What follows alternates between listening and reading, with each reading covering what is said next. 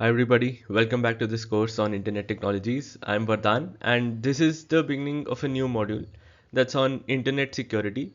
And today we'll be studying about Intranet, Extranet and Firewall. With the growth of digital communication, securing information over the Internet has become more critical than ever. Organizations today face a wide range of threats, from malware and viruses to sophisticated cyber attacks that can compromise sensitive data. Whether it's a small business or a multinational company, safeguarding internal and external communications is non negotiable. Internet security isn't just about firewalls and antivirus software, it's about implementing a holistic set of policies, protocols, and technologies that can ensure safe access, privacy, and integrity of information. In this lesson, we'll dive deep into three components that can help any organization stay secure: intranets, extranets, and firewalls. An intranet is like a private version of the internet used within an organization. It runs on the same basic technology like TCP/IP protocols and a client server model, but it's meant only for internal users such as employees.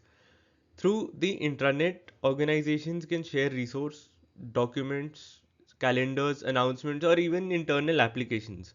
Employees can access the intranet using their web browsers without needing any special software, and it supports both vertical communication between managers and teams and horizontal communication between colleagues and departments. Modern intranets can even be accessed remotely provided the user has proper login credentials, making them a powerful tool for productivity and collaboration. An extranet is like an intranet with a welcome mat for trusted outsiders.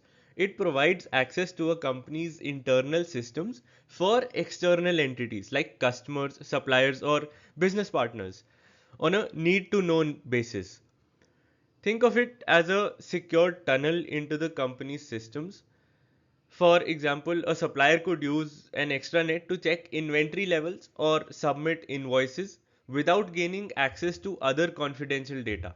Security is absolutely crucial here, which is why extranets often use VPNs, strong authentication, and encryption protocols. Essentially, it's a way to collaborate across organizational boundaries while maintaining tight control over what each user can see or do. A firewall is a gatekeeper between your private internal network and the outside world, typically the internet. It monitors and controls network traffic based on predefined rules. Its main job is to prevent unauthorized users from gaining access into your systems while allowing legitimate communication to pass through.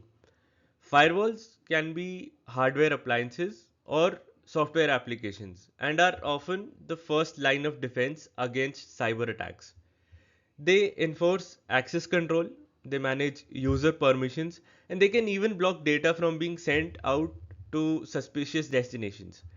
Whether it's protecting an intranet or mediating access to an extranet, firewalls play a crucial role in securing modern IT infrastructure. Now, every firewall, regardless of its type, shares a few critical characteristics.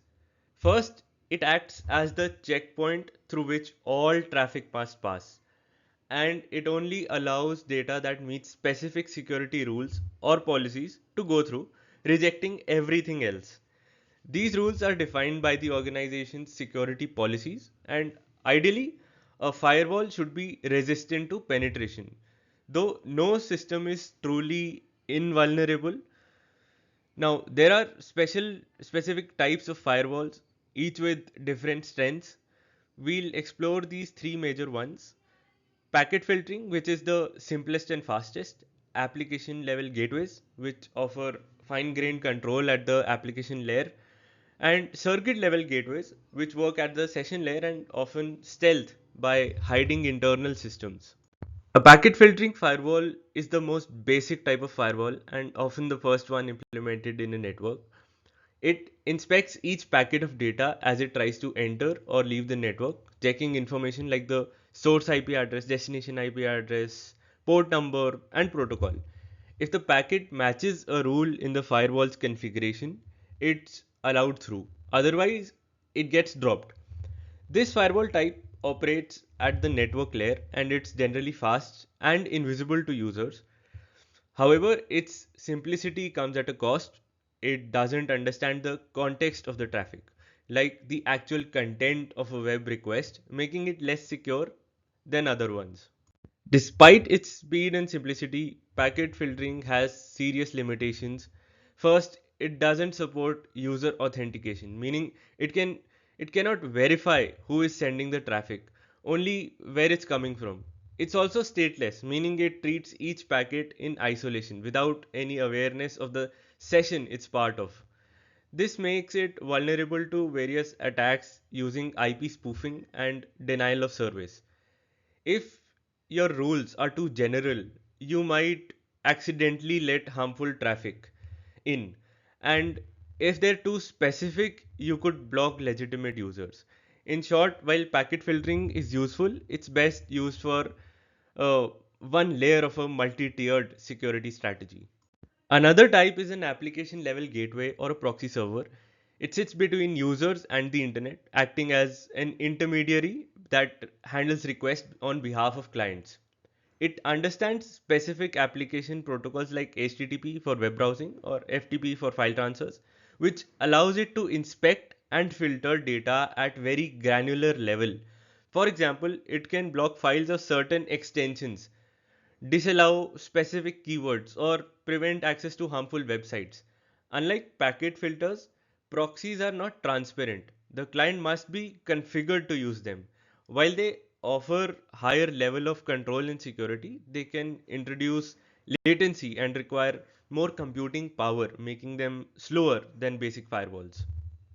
The strength of an application level gateway lies in its deep inspection abilities. It can analyze the contents of each request and response, making it perfect for blocking suspicious or harmful traffic.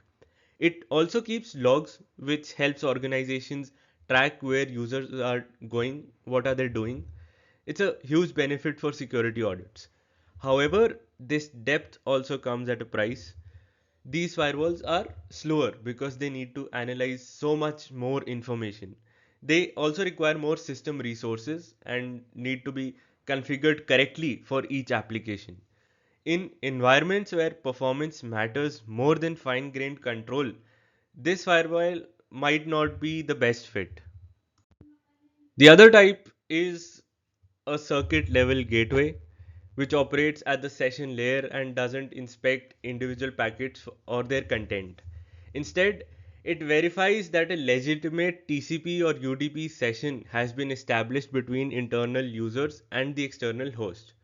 Once the session is validated, it sets up a virtual circuit and allows traffic to flow. This type of firewall doesn't know or care what's in the data. It just ensures the connection is valid. One of its big advantages is that it hides internal network details from outsiders, adding a layer of security by making your internal IP structure invisible to the outside world. Now, these circuit level gateways strike a balance between performance and security. They're lighter on resources compared to application gateways and are easier to configure. Plus, by hiding internal IPs, they can keep your infrastructure secure from prying eyes. But they also have their downsides because they don't inspect the actual data being transmitted. They can't detect malware or block harmful file types. This makes them vulnerable to content based attacks. They're best used in combinations with other firewalls when you want to reduce load but still need session validation and identity hiding. So with that, we've come to the end of this video, and in the next lesson we'll be learning about security attacks and firewall configurations. So thank you for joining in, and I'll see you next time.